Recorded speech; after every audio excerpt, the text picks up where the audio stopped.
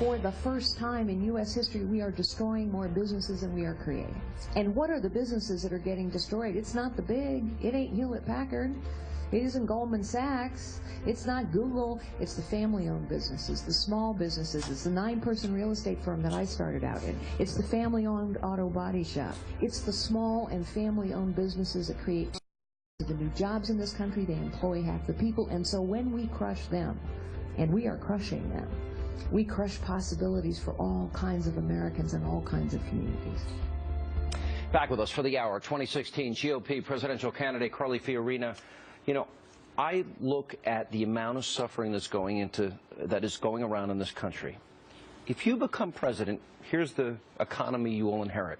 $20 trillion in debt, $100 trillion in unfunded liabilities. You will inherit 93 million Americans out of the workforce, 50 million Americans in poverty, 46 million Americans on food stamps that have been there for 40 months or longer. How do you begin to solve such an enormous problem like that economically? And this president, of course, declares victory.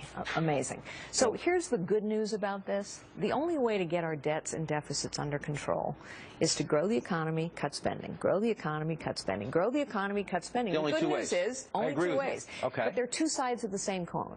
If we cut spending in the right way, we will help grow the economy.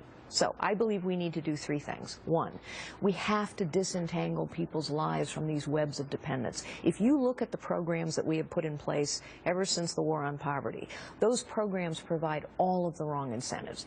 If you're a single mom with a couple kids on food stamps, none of those programs incent you to move forward in your life. In fact, if you try to move forward in your life, if you try to work more, if you try to earn more, you start losing benefits. In other words, the risks feel too high to you.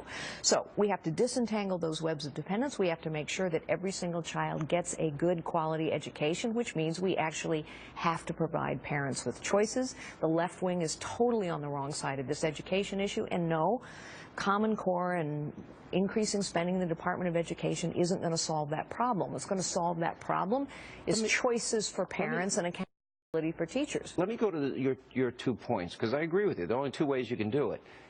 When you talk about cutting spending, most politicians, Washington works in funny ways. Because it doesn't work. It doesn't work, exactly.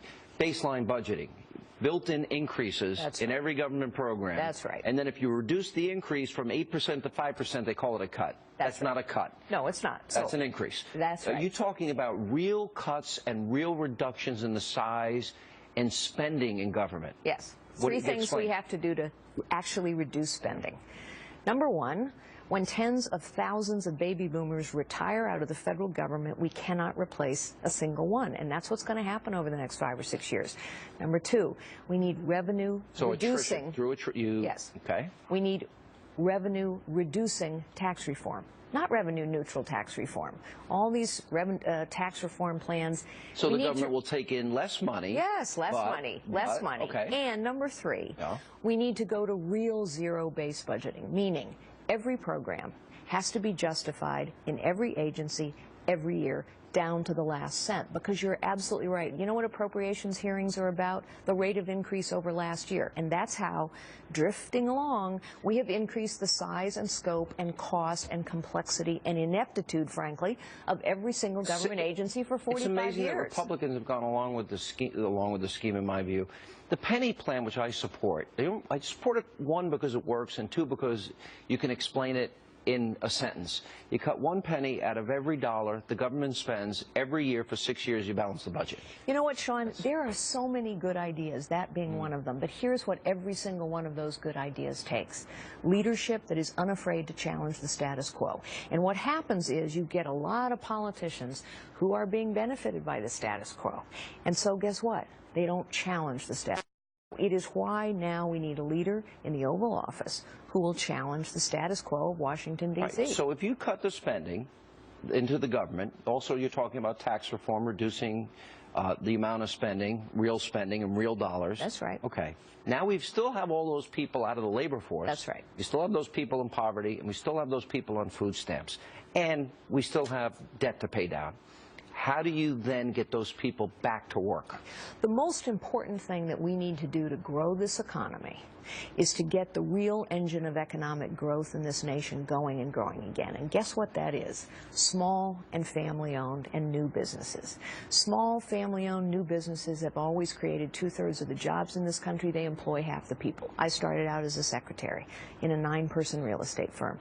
My husband Frank started out as a tow truck driver. I was a dishwasher. You were a dishwasher. The point is, it's how most Americans get their start. And what we're doing now is we're destroying more of those businesses than we're creating. This big, bloated, complicated government that has been created over decades by a political class, guess what? Only the big, the powerful, the wealthy, and the well-connected can deal with that big government. It's called crony capitalism. And the only way to reduce crony capitalism is to simplify and reduce the impact and the spending and the scope of government. When you talk about simplifying the tax code, do you prefer a flat tax, a fair tax? Do you have a preference?